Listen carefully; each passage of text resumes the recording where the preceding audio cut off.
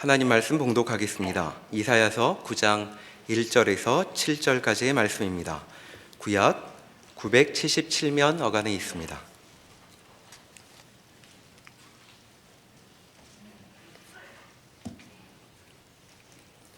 전에 고통받던 자들에게는 흑암이 없으리로다. 옛적에는 여호와께서 스불론 땅과 납달리 땅이 멸시를 당하게 하셨더니 후에는 해변길과 요단 저쪽 이방의 갈릴리를 영화롭게 하셨느니라. 흑암에 행하던 백성이 큰 빛을 보고 사망의 그늘진 땅에 거주하던 자에게 빛이 비치도다. 주께서 이 나라를 창성하게 하시며 그 즐거움을 더하게 하셨으므로 추수하는 즐거움과 탈취물을 나눌 때의 즐거움 같이 그들이 주 앞에서 즐거워하오니 이는 그들이 무겁게 맨 멍에와 그들의 어깨의 채찍과 그 압제자의 막대기를 주께서 꺾으시되 미디안의 날과 같이 하셨음이니이다. 어지러이 싸우는 군인들의 신과 피 묻은 겉옷이 불에 섭같이 살라지리니 이는 한 아기가 우리에게 낳고 한 아들을 우리에게 주신 바 되었는데 그 어깨에는 정사를 메었고 그의 이름은 기묘자라 모사라 전능하신 하나님이라 영존하시는 아버지라 평강의 왕이라 할 것임이라. 그 정사와 평강의 더함이 무궁하며 또 다윗의 왕좌와 그의 나라에 군림하여 그 나라를 굳게 세우고 지금 이후로 영원히 정의와 공의로 그것을 보존하실 것이라. 만군의 여호와의 열심히 이를 이루시리라. 아멘. 이사야서를 열면 가장 크게 이스라엘의 불순종에 대한 하나님의 무서운 심판의 경고가 반복적으로 나옵니다. 그리고 그 심판에 대한 경고 이상으로 하나님의 최종적인 구원이 또 높이 선포됩니다. 그들이 그 두 주장이 모순되고 충돌됨에도 불구하고 계속 서로 꼬리를 물고 등장하기 때문에 우리는 이사야서를 읽는 것이 쉽지 않습니다. 우리는 이미 이사야 8장 말미에서 이스라엘이 결국은 다 하나님의 심판 아래 어려운 일을 당할 것이라는 걸 알게 되었습니다. 북왕조 이스라엘도 망할 것이고 남왕국 유다도 바벨론에 망할 것입니다. 그들은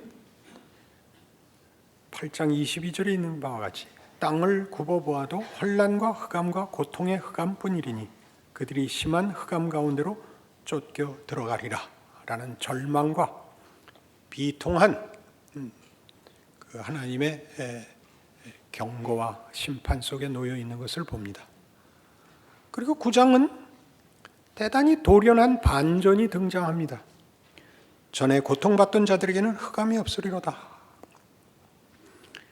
하나님께서 갈릴리를 영화롭게 하셨느니라.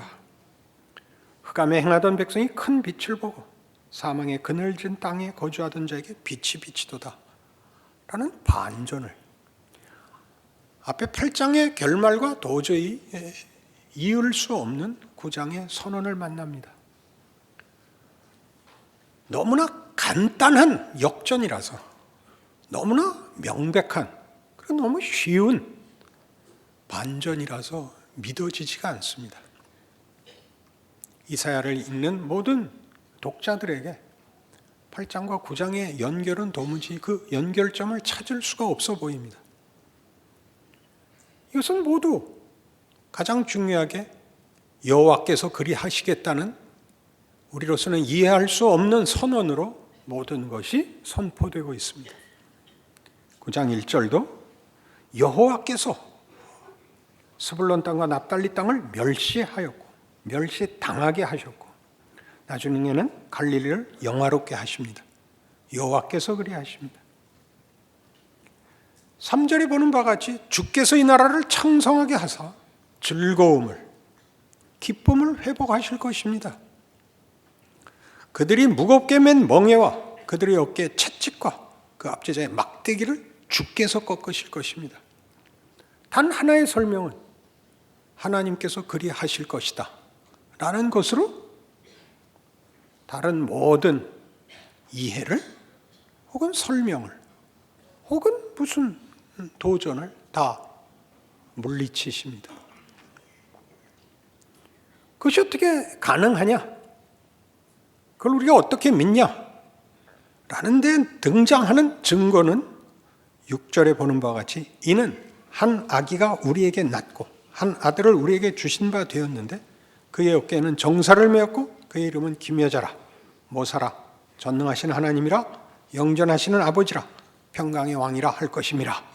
이 한 아기, 이 모든 하나님의 선포에 그리고 약속의 증거랍니다.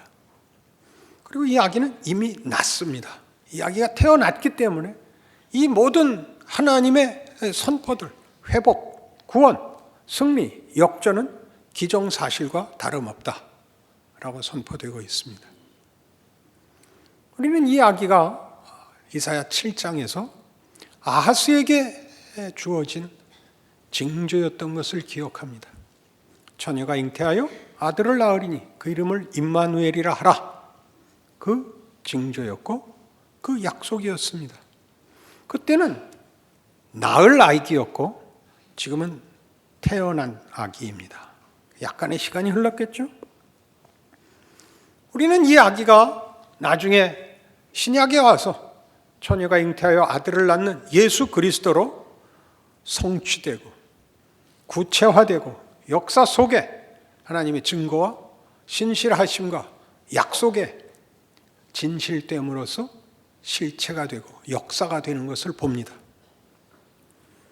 그러나 지금은 우리 예수 믿는 사람들이 너무 쉽게 얘기하는 예수를 믿는다, 예수 안에 다 성취되어 있다 하는 말들이 그것이 예언되고 그 약속이 허락되었던 역사적 배경에서는 어떤 의미를 가졌고 그때는 어떻게 이해되었고 어떻게 적용되었느냐를 너무 쉽게 넘어가서 아까 얘기한 것 같이 9장 1절이 너무 간단히 8장의 심판과 고통을 반전시킨 것 같이 예수를 믿는다, 처녀가 아기를 낳았다 하는 것으로 너무 쉽게 결론에 도달하곤 합니다.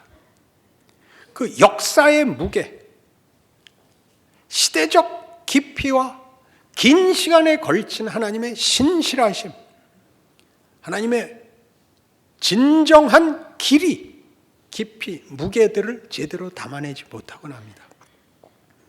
무슨 문제가 있느냐?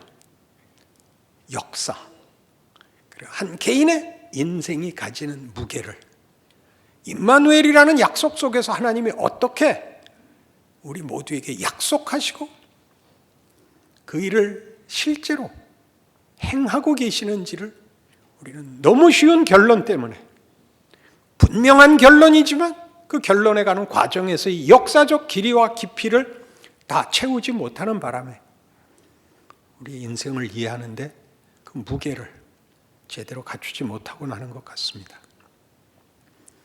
우리는 이 임마누엘이 신약에서 예수 그리스도로 실체화되고 구체적 역사가 되고 사건이 되고 기적이 되는 것 전에 이사야에서 등장한 이 예언은, 이 약속은 일단 그 아이가 누구냐가 아니라 그것이 기간이었다는 것을 확인했습니다. 기억나시죠? 아하스가 에브라임과 아람의 동맹군 앞에 국군이 걸린 위기 속에서 살 길을 찾아 모색할 때 하나님이 찾아와 주신 징조입니다. 무슨 징조? 미래와 운명을 하나님이 쥐고 있다, 걱정 마라에 대한 징조였습니다. 그 징조는 처녀가 잉태하여 아들을 낳고 그 아들이 12살이 되기 전에 너희가 지금 겁내고 있는 에브라임, 보광조와 아람이 망할 것이다. 그때 징조는 처녀가 낳는 애가 문제가 아니라 시간이었습니다. 아직 시집 가지 않은 처녀가 시집을 가서 낳은 애가 12살이 되기 전에, 그래서 역사적인 기록을 곰곰이 따져보면 이 에브라임과 아람 동맹군의 공격이 기원전 734년입니다. 그리고 북왕조 이스라엘은 722년에 망합니다. 그러니까 그때 애를 낳으면 12년쯤 흘러서 북왕조가 망하는 것이죠. 12년, 아무리 길어봤자 20년이 되기 전에 북왕조가 망한다. 그때 하나님이 시간을 가지고 계시며 미래를 쥐고 있는 분이라는 걸 너희가 알게 될 것이다 를 위하여 처녀 잉태가 소개되고 있습니다. 그것이 처녀가 애를 낳는다는 문제로 더 깊어지고 역사의 시작과 과정과 결과가 하나님 손에서 어떻게 창조자가 창조된 여인의 후손의 자리로 들어오고 그가 시작이며 결과가 되고 처음이며 나중이 되는가 하는 얘기를 우리가 앞에서 살펴봤습니다. 그러나 이사야에서는 이렇게까지 가는 이 무게를 예수님 오실 때까지는 다 파헤치지 못하고 대신에 당시의 시대 상황, 시간, 미래에 대한 약속, 누가 결정권자인가, 누가 주인인가에 대한 이해의 역사적 배경을 가지고 무게를 실어주고 있습니다. 그 아이가 태어났죠. 그 아이가 태어났으므로 이제 하나님의 이 모든 약속들, 흑암에 앉은 백성들이 빛을 보고 고통당하던 어깨에 채찍에 대신 하나님의 권세가 주어지는 일이 허락될 것입니다. 이 아이에게 허락될 것입니다. 그러나 이 아이는 아직 신약에서 우리가 확인한 예수로 구체화된 그 임마누엘로 이 시대에 이해할 수는 없습니다. 우리는 이해하고 있지만 그 이해 때문에 당시의 이해, 당시의 적용에 대해서 우리가 오히려 너무 성급히 비약을 하고 건너뛴다는 것입니다. 무슨 근거로 이런 의문을 제기할 수 있느냐? 여기서는 이 아기에 대해서는 관심이 없습니다. 이 중요한 증거가 되며 확인이 되는 이 징조인 아기가 누구인지는 관심이 없고 이 아기는 보시다시피 시간에 대한, 미래에 대한, 운명에 대한 주인과 그 일하심에 대한 것으로밖에는 여기서는 이해되지 않고 있습니다. 처녀가 아이를 낳아 12살이 되기 전에 를 위하여 임마누엘이 등장하고 그 아이가 이미 태어난 것으로 다시 그 약속이 분명할 것으로 인용되고 있을 뿐 신약에서 보는 예수, 우리가 아는 메시아로서는 여기서는 아직 드러나지 않습니다. 그러나 그 아직 드러나지 않은 것 덕분에 이때 주어졌던 이 아기에 대한 당시의 무게, 당시의 이해, 당시의 적용은 이제 생생하게 살아납니다. 왜 아기일까요? 같은 이사야 8장 16절을 보시면 그 힌트가 주어집니다. 너는 증거의 말씀을 싸매며 율법을 내 제자들 가운데서 봉함하라. 이제 야곱의 집에 대하여 얼굴을 가리시는 여호와를 나는 기다리며 그를 바라보리라. 보라, 나와 및 여호와께서 내게 주신 자녀들이 이스라엘 중에 징조와 예표가 되었나니 이는 시온산에 계신 만군의 여호와께로 말미암은 것이니라. 이사야가 자신의 예언을 봉함하라고 합니다. 타임캡슐을 만드는 거죠. 나중에 된 결과를 보고 조작을 한 것이 아니라는 걸. 지금은 알 수 없는 미래, 지금으로서는 기대할 수 없는 미래를 하나님의 약속으로 지금 봉함해서 그때 결과가 된 다음에 열어보자. 하나님이 주인이고 하나님의 약속이 실제로 이루어졌다는 걸 그때 가서 확인하자. 그 약속을 봉함합니다. 그러면서 뭐라 그래요? 이사야가 자신과 자신에게 준 자녀가 징조와 예표라 이거죠. 이 하나님의 주권과 결정권과 그리고 성실하심에 대한 징조라는 거죠. 무슨 징조? 우린 이사야에서 이미 이걸 확인했었습니다. 누가 우리를 위하여 갈고? 이사야가 나섰죠. 제가 가겠습니다. 너 가라. 가서 이들의 눈을 감겨라. 이들의 귀를 막아라. 저들이 깨달을까 봐 내가 겁이 난다. 거기에 보냄을 받습니다. 회개하라고 깨달으라고 보내지지 않습니다. 오히려 깨달을까 봐 그나마 남은 가능성마저 막아라로 보내집니다. 그러나 이사야의 이름은 여호와는 구원이시다 라는 뜻입니다. 이 모순을, 이 역설을 읽어내지 못하면 성경을 읽어낼 방법이 없습니다. 그니 하나님의 일하심이 이제 다가오는 심판을 말하고 있습니다. 북왕조의 멸망, 남왕국 유다의 멸망을 얘기하고 있습니다. 그러나 그게 끝이 아니라는 얘기를 동시에 하시죠. 이사야의 첫째 아들은 스알야숲입니다. 남은 자가 돌아오리라. 남은 자가 돌아온다는 것은 많은 사람이 죽고 남겨진 자, 이런 간단한 얘기가 아니라 결국은 이스라엘이 남는답니다. 이스라엘을 친 대적들이 남는 것이 아니라 이스라엘이 남는다. 하나님의 약속의 백성이 남는다. 그들을 친 자들이 남지 않고 그들에 의해서 공격받고 멸망한 이 나라가 남는다. 그들을 위하여 이 심판이 있다라는 얘기를 포함하고 있죠.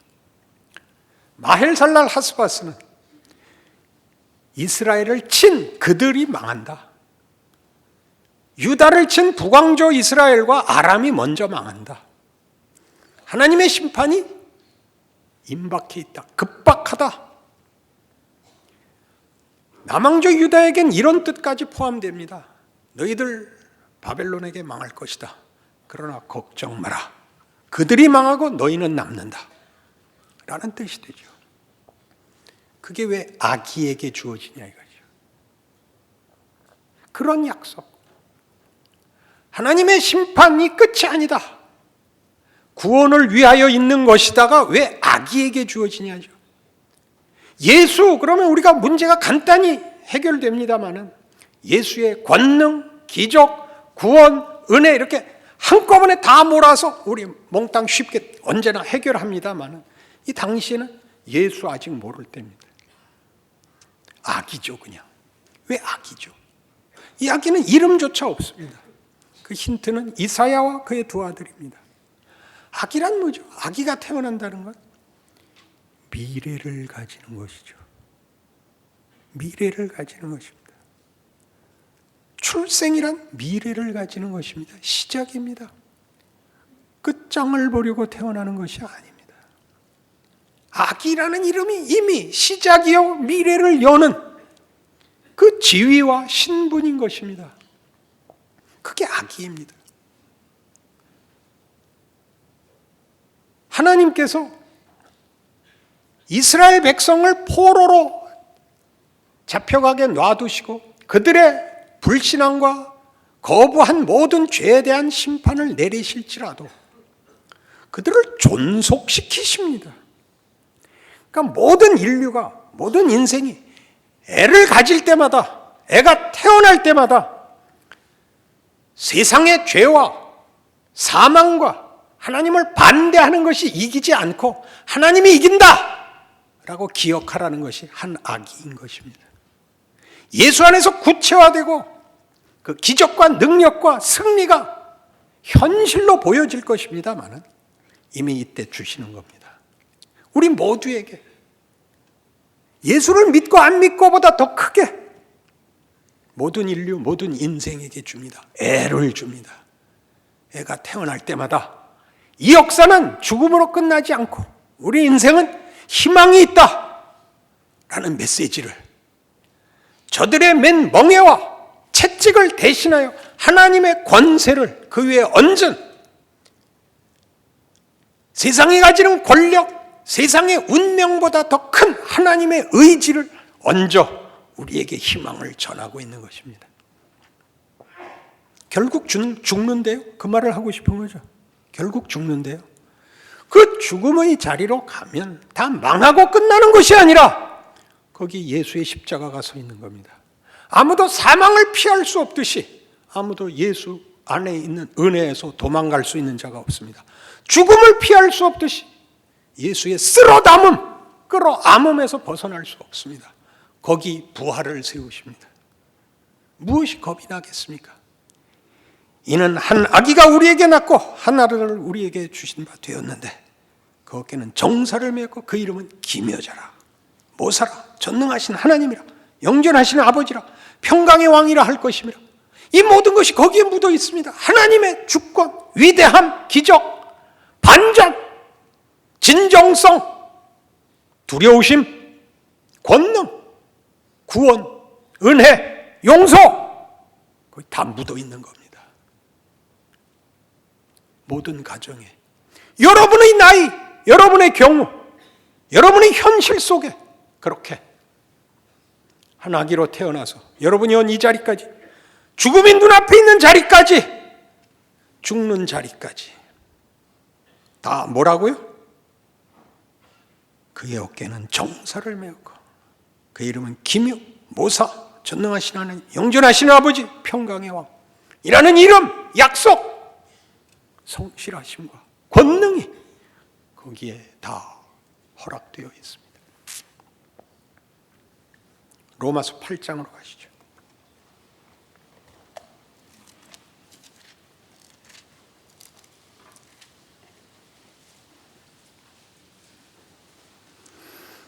로마서 8장 28절.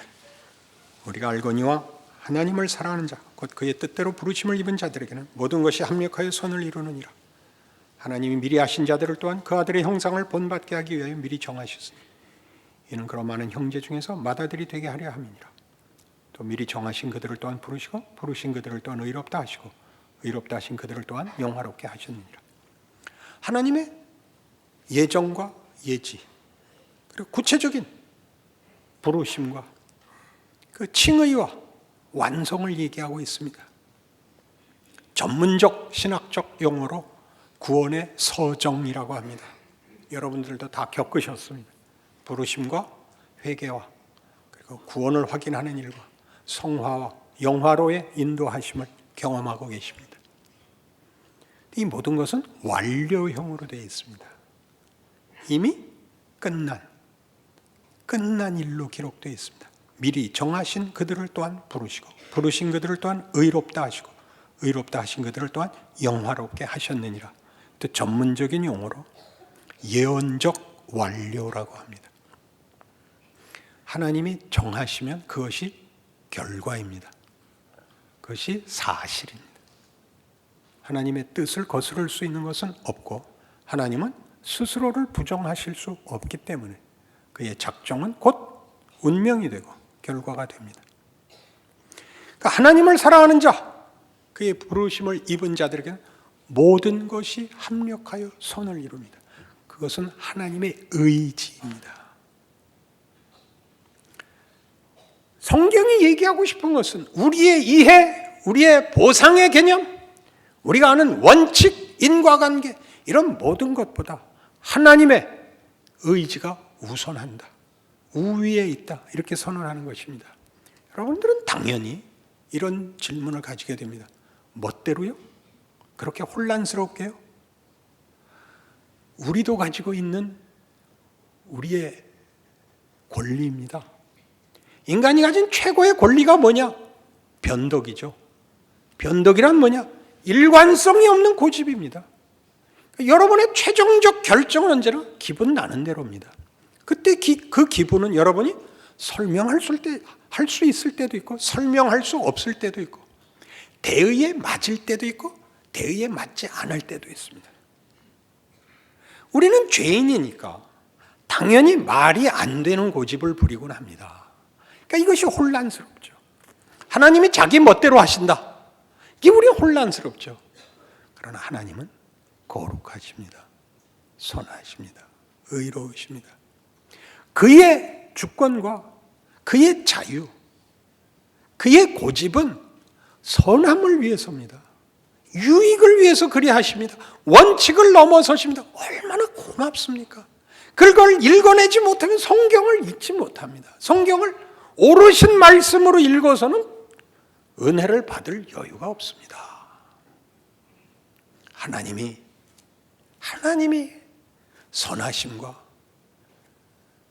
그의 거룩하심과 기뻐하심으로 우리의 운명을, 아니 시작을, 과정을 개입하셨기 때문에 우리는 모든 것에서 은혜를 받습니다. 모를 때도, 우리가 모를 때도 하나님이 은혜를 베풀고 계셨다는 사실을 아십니까? 말이 안 된다. 말이 안 되죠. 그게 좋은데 말이 안 되죠. 성경이 이렇게 얘기합니다. 31절. 그런즉 이 일에 대하여 우리가 무슨 말을 하리요? 만일 하나님이 우리를 위하시면 누가 우리를 대적하리요? 성경이 말하는 이 시비의 판결 기준은 이겁니다. 하나님이 그러겠다는데 누가 막을 수 있냐? 하나님이 그러겠다는데 누가 막을 수가 있냐? 얼마나 고마운 말씀입니까? 얼마나 고맙습니까? 하나님이 원칙을 지켜줬으면 좋겠습니까? 물론이요. 원칙보다 더 하시면 싫으십니까? 더도 말고 덜도 말고요. 더 하시고 더 하시느니. 더 하시고 더 하시느니. 그게 성경이 주장하는 것입니다. 우리의 고집을 인정하십니다. 우리의 실패를 선택하는 것을 허락하십니다. 탕자가 집을 나가듯 이스라엘이 멸망하듯, 그러나 그 선택이 운명이 되게 내버려 두지 않으시겠답니다. 고마우신 하나님입니다. 우리와 다릅니다. 우리와 다르죠. 우리가 하지 못하는 것, 우리가 하나님을 도와서 하나님께 잘 보여서 받는 보상보다 크게 하나님이 우리의 인생과 역사를, 창조를 결과하시겠답니다. 감사한 말씀입니다. 고마운 말씀이죠. 그러니 우리는 살아낼 수 있습니다. 하나님이 우리를 위하시면 누가 우리를 대적하리요? 우리 하루하루마다 매번 우리 삶 속에서 기억해야 되는 우리의 원군입니다. 세상이 넌 그거 봐.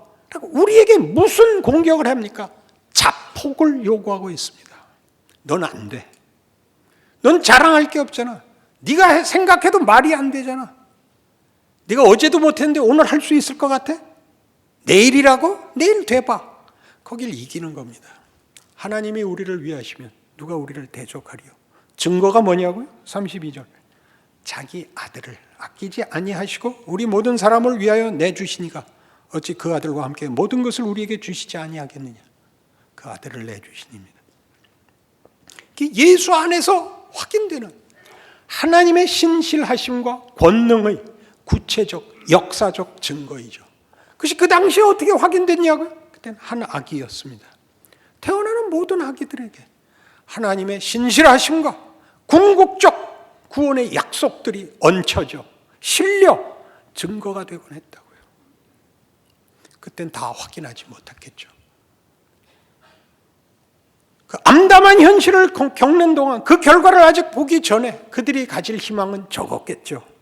우리는 후대입니다. 이 약속과 결과를 본 자들이고 그 결과를 이루시는 하나님의 능력을, 구체적인 역사를 예수 안에서 본 자들입니다. 복된 자리에 있는 것이죠. 그러니 여러분의 인생에 대하여 여러분이 겁을 낼 것은 없습니다. 여러분이 잘못하면 어떻게 되냐고요? 혼이 좀 나셔야죠. 잘하면 어떻게 되냐고요? 명예롭습니다. 하나님의 기뻐하심을 입는 것은 대단한 명예입니다. 대단한 즐거움입니다. 여러분, 세상에서 가지는 자랑과 비교할 수 없습니다. 하나님의 기뻐하심을 갖는다는 것은 그것이 매일 여러분들에게 펼쳐져 있습니다. 여러분 생애 내내 있습니다. 한 달에 한 번만이라도 해보십시오. 그 한 번으로 3년을 먹을 수 있습니다. 여러분들이 아니라고 믿었던 어느 경우에도 하나님은 성실하십니다. 매년 나이를 먹듯이 매일 하루를 살아가고 저녁을 맞고 아침을 맞이하듯이 하나님의 성실과 공의와 약속과 그의 의지가 여러분을 붙잡고 있습니다.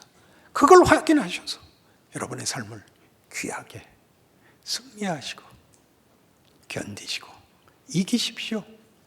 명예를 알고 누리십시오. 기도하십시다. 하나님 아버지 은혜를 감사합니다. 우리의 삶에 하나님이 함께 하시는 증거는 너무나 많고 분명합니다. 우리는 매일 생명을 연장하며 하나님이 주시는 하루하루를 맞고 있습니다. 어제 졌다고 해서 오늘도 질 필요는 없습니다. 오늘 졌다고 해서 내일을 포기할 필요도 없습니다. 하나님의 구원과 하나님의 약속의 신실성을 예수 안에서 보았으며 누리고 있습니다. 예수를 알고 믿습니다.